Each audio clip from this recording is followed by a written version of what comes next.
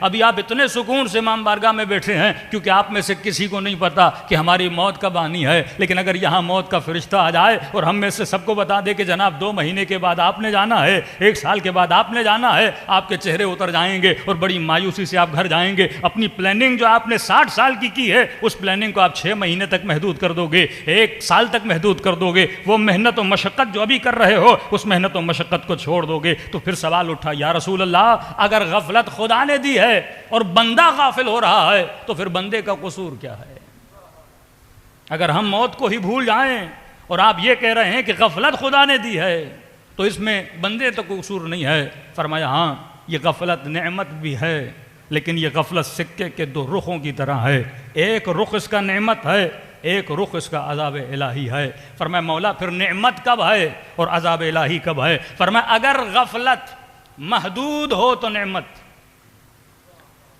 اگر غفلت محدود ہو تو نعمت، لیکن اگر یہی غفلت لامحدود ہو جائے تو عذاب الہی میں بدل جاتی ہے۔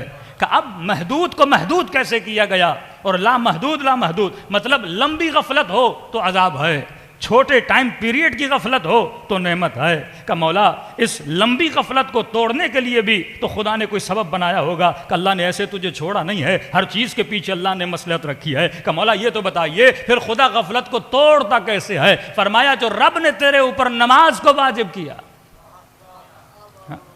قرآن کی آیت الصلاۃ تنہی عن الفحشاء والمنکر، نماز بندے کو فحشاء سے بچاتی ہے، نماز بندے کو منکر سے بچاتی ہے۔ کبھی سوچا یہ نماز کیسے بچاتی ہے؟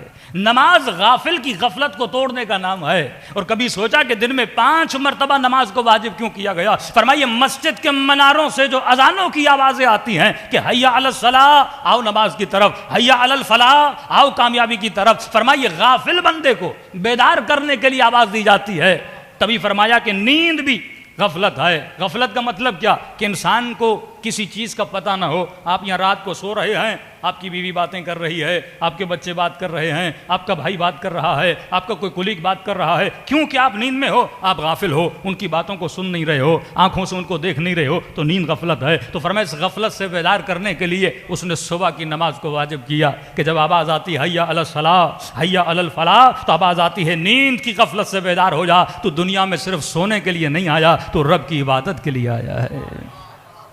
یہاں غفلت ٹوٹی، اللہ کی دربار میں 2 رکعت نماز پڑھی، اور نماز پڑھنے کے بعد پھر انسان اپنے کاروبار پہ نکل جاتا ہے۔ پھر جب لوگوں اور کثرت میں چلا جاتا ہے اور عالم کثرت پھر انسان کو غافل کر دیتا ہے۔ اب کاروبار کی باتیں ہو رہی ہیں، اب پیسوں کی باتیں ہو رہی ہیں، اب دکان پہ گاہک کھڑے ہیں کہ جناب یہ کتنا ہے، اب منافع بازی ہو رہی ہے، دنیا میں مال بندہ جمع کر رہا ہے، اور بیچ منافع کی بازار میں دوپہر عین کو آواز آتی ہے کہ حیا علی الصلاۃ، حیا علی الفلاح، حیا علی خیر العمل۔ یہاں فرمایا مومن کا پتہ چلتا ہے کیا یہ کاروبار کی طرف زیادہ توجہ دیتا ہے یا رب کی آواز پہ لبیک کہہ کے مسجد میں چلا جاتا ہے؟ ارے مجلس میں بیٹھ کر لبیک یا حسین کہنا آسان ہے، لیکن کاروبار کو چھوڑ کے لبیک پروردگار کہنا بڑا مشکل ہو جاتا ہے۔ اپنی نعمتوں میں رہتے ہوئے اس رب کی نعمت کا شکر ادا کرنا بڑا مشکل ہوتا ہے۔ فرمایا پھر وہ تجھے کاروبار سے اٹھا کر صبح تجھے نیند سے اٹھاتا ہے، دوپہر کو تجھے کاروبار کی کرسی سے اٹھاتا ہے اور مسجد میں بلاتا ہے کہ آ کے رب کو سجدہ کرو۔ پھر بندہ تھکا ہوا ٹوٹا ہوا جب شام کو گھر آتا ہے، اب انسان تھکا بھی ہے، انسان کو بھوک بھی لگی ہے، اور کھانے کے بعد پھر میٹھی نیند بھی آتی ہے، پھر آواز آتی ہے حیا علی الصلاۃ، حیا علی الفلاح، آؤ نماز کی طرف۔ مطلب اس خواب غفلت میں جانے سے پہلے بھی خود کو بیدار کرو، اور نیند غفلت میں اٹھنے کے بعد بھی خود کو بیدار کرو، اور 20 دن کے کاروبار میں بھی خود کو بیدار کرو۔ تو فرمایا 5 مرتبہ رب تجھے غفلت سے بیدار کرتا ہے اور سجدے دلوا کے بتاتا ہے، تجھے حیات کا مقصد بتاتا ہے کہ انسان یہ کائنات ابدی نہیں ہے، اسی مٹی پہ سجدے کرو، اور 2 سجدے کرو۔ پہلے کا فلسفہ یہ ہے کہ تجھے مٹی سے بنایا گیا ہے، دوسرے کا فلسفہ یہ ہے کہ تجھے اسی مٹی میں ملایا جاتا ہے۔ فرمایا غفلت کے توڑنے کے اور بھی سبب ہیں، بیسک سبب جو اللہ نے واجب کیا وہ نماز ہے، کچھ اسباب تو نے خود پیدا کرنے ہیں۔ فرمایا ہفتے میں 1 مرتبہ قبرستان جایا کرو تاکہ غفلت کو توڑا کرو، نعمتوں کے احساس کو اپنے وجود کو دلانے کے لیے ہاسپٹل جایا کرو تاکہ صحت کی نعمت کا احساس ہو، بندہ غافل نہ ہو جائے۔ جائے اللہ نے دانت دیے ہیں ہم نعمت سے غافل ہیں, اللہ نے کڈنیز دی ہم نعمت سے غافل ہیں, اللہ نے صحیح سالم قلب دیا ہم نعمت سے غافل ہیں, اللہ نے ولایت امیر المومنین دی ہم اس نعمت سے غافل ہیں, اللہ نے نیک ماں باپ دی ہم نعمت سے غافل ہیں, اللہ نے تن پہ لباس دیا ہم نعمت سے غافل ہیں, پیٹ بھوکھا نہیں ہم نعمت سے غافل ہیں. یہ ساری نعمتیں جو خدا نے دی ہیں, فرمایا آہستہ آہستہ خود کو بیدار کرو,